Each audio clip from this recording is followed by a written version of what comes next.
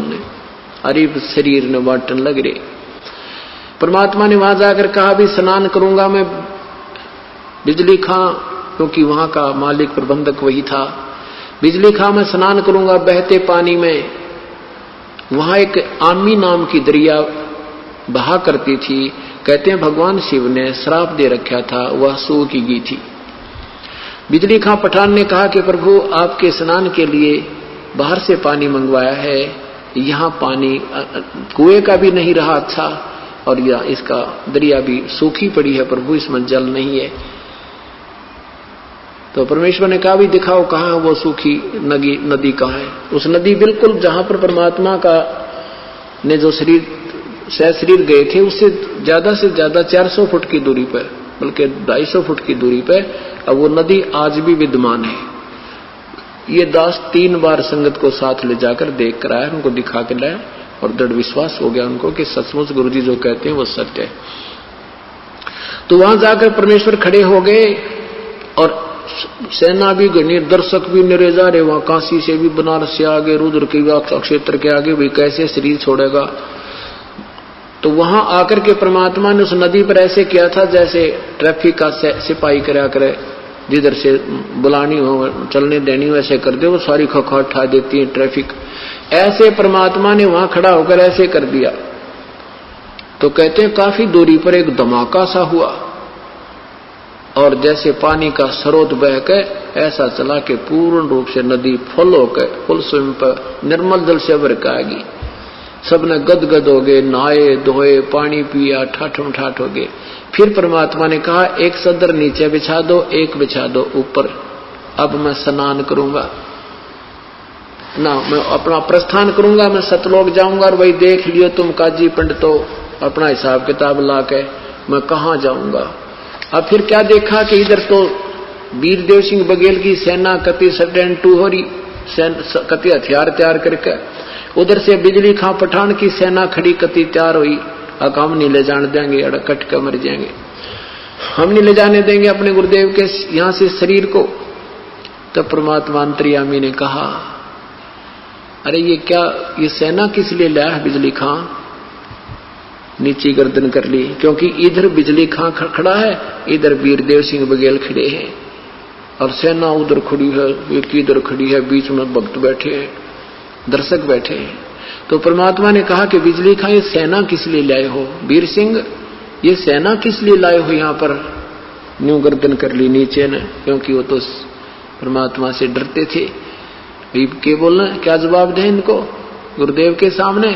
तो अन्य जो हिंदू और मुसलमान मुठड़ से आ रहे थे वो कहने लगे गुरुजी हम मुसलमान तरीके से आपका यहाँ अंतिम संस्कार करेंगे, हम इन काफरों के हाथ नहीं लगने देंगे आपके शरीर को। हिंदू कहते हैं हम नहीं छोड़ेंगे, हम अपने भगवान का, अपने गुरुदेव का तुम्हारी तरह मिट्टी ऐसे नहीं डालने देंगे, हम इनको अंतिम संस्कार हिंदू रीति से करेंगे। अब चढ़ा ली बां हो गए तैयार करके। परमात्मा बोले निकम्मो 120 साल तक मैंने यह शिक्षा दी तुम्हारी, आज भी तुम एक दूसरे को दो मान रहे हो, और इस मिट्टी को के फूको चाहे गाडो बता का बनेगा के निकम्मो। फिर सब शांत हो गए, क्योंकि वो तो उनसे परिचित थे कि परम शक्ति है। और कहा कि वे सुन लो मेरा ये अंतिम वचन समझो, मेरा आदेश है, ठीक है तुम नहीं मानते हो, मेरे शरीर के 2 टुकड़े कर देना। वैसे तो तुम्हें शरीर नहीं मिलेगा मेरा इसमें, फिर भी जो वस्तु मिले उसको आधी आधी कर लेना, पर ना जच्चा उनके शरीर ना मिल रहा करा, शरीर तो पावेगा।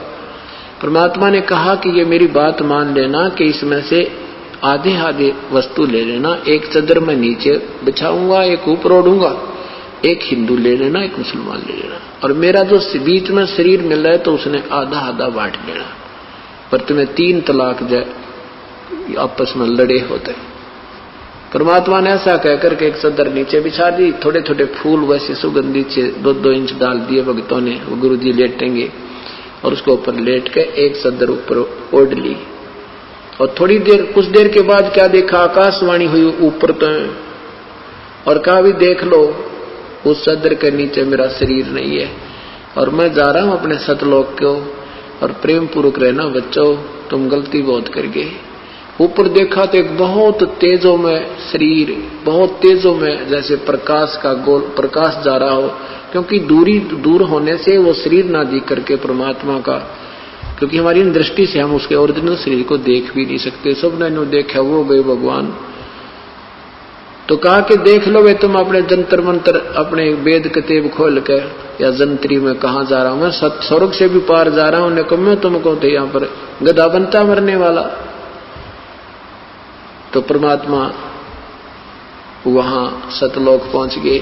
और उधर से क्या हुआ कि दोनों हिंदू और मुसलमान एक दूसरे के लपट के ऐसे रोए जैसे बान भाई रोया करें माता पिता की मृत्यु पे। इस तरह चिपट जाते हैं और एक दूसरे को कहते हैं भाई हम तो महापापी थे, हमने भगवान को समझा नहीं, हम तो जुल्म कर दिया है, भगवान हमें कैसे क्षमा करोगे। और नहीं, अगर परमात्मा विचार करना पुण्यात्माओं, ये निष्कर्ष है, ये सार निकालना, हमने ये सार निकालना, अब इसका निष्कर्ष निकालना है कि जैसे भगवान श्री कृष्ण जी ने प्रयत्न किया था, 3 बार शांति दूत बनकर गए थे कौरव पांडवों के युद्ध को समाप्त करने के लिए, युद्ध न हुए, लेकिन श्री कृष्ण जी काल के सामने फेल हो गए। वो किसी की बुद्धि को चेंज नहीं कर सके और ये अनर्थ होकर रहा। महाभारत में 18 करोड़ व्यक्ति कट कर मर गए। और यदि परमात्मा कबीर साहब उस दिन अपनी समर्थता का प्रमाण नहीं देते तो हिंदू और मुसलमान का गहरा युद्ध छूट जाता, ना जाने कितने दुनिया मर जाती। अपनी समर्थता प्रतीक दिया कर करके उनको सोच लीला दिखा के और उसको ऐसा प्यार बढ़ा दिया, रोम और सीने का लगावे। बिजली खां पठान ने कहा भी ठीक है, गुरुदेव का आदेश था, एक सदर हम ले लेते हैं, एक तुम ले लो हिंदुओं। क्योंकि शरीर के पूरा शरीर जितना होता इतने सुगंधित फूल हो गए, उस शरीर के बदले में उतने ही शरीर के तुल जितना उस चद्दर ऊपर लिपटी हुई थी, लोड रखी थी, उस शरीर जितने इतने सुगंधित फूल पाए परमात्मा नहीं पाए। आधे फूल हिंदुओं ने एक चद्दर, आधे फूल ही मुसलमानों ने एक चद्दर लेके, और बिजली खां पठान ने वही स्थान दे दिया, यहाँ बनाओ आपकी इच्छा और वहां ले जाओ काशी आपकी इच्छा। तो हिंदुओं ने भी, वीर सिंह ने भी कहा कि जब परमात्मा हमें एक करके गए हैं तो हम 2 नहीं होना चाहते। फिर भी क्योंकि अन्य लोग थे, कुछ लोग ऐसे थे भी ठीक है, तो अलग अलग आदेश है सतगुरु का, तो वहीं पर 100 फुट की आपस में फैसला नहीं है दोनों यादगारों का। आज भी प्रमाण है, आज भी प्रमाण है। और बिजली खां पठान ने कहते हैं 500 बीघा जमीन तो हिंदुओं वाली, कब उस हिंदुओं ने जो बना रखी है यादगार, उसके नमत कर दी, और 500 बीघा मुसलमान वालों को, 500 बीघे आज भी जमान उनको जमीन अलॉट है। और परमात्मा हमें एक करके चलेगे, पर हम समझे कति नहीं। अब परमेश्वर के बारे में जो दंत कथाएं बनाई गई थी, वो तो विधवा ब्राह्मणी का पैदा हुआ था, फलाना था, ये सब लोकवेद था। और उन लोगों की बातों पर के विश्वास करें जो कृष्ण जी को अजर अमर बताया करते, और उनकी हिस्ट्री शीट, उनके जीवन चरित्र में उसमें कहते हैं हम तो नासवान है। तो ये दंत कथा थी, लोकवेद थी, ज्ञान शास्त्र विरुद्ध ज्ञान था। तो गरीबदास साहिब ने अपने परमात्मा के विषय में क्या बताया है कि नाम अगर पियाना सतगुरु की, नाम अगर पियाना सतगुरु की, नाम अगर पियाना हो, दोनों दीन चले संग जाके हिंदू मुसलमाना हो, दोनों दीन चले संग जाके हिंदू मुसलमाना हो। जो काशी से परमात्मा चले मगहर की तरफ, उस समय का एक अमर वाणी बोली है उन्होंने कि नाम अगर पियाना सतगुरु की, नाम अगर पियाना माने प्रस्थान, कि नाम अगर पियाना सतगुरु की, नाम अगर पियाना हो, दोनों दीन चले संग जाके वो हिंदू मुसलमाना हो।